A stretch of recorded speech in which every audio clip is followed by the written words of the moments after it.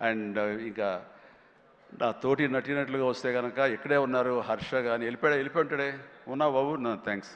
హర్ష పాపం హర్ష ఈ సినిమాలో తన ఎంతో ఉత్సాహంతో ఉన్నాడు అండ్ నాకు నా ఫ్యాన్ అంటాడు నిజమనే తెలియదు అందరి దగ్గర అదే మాట అంటాడేమో కానీ కానీ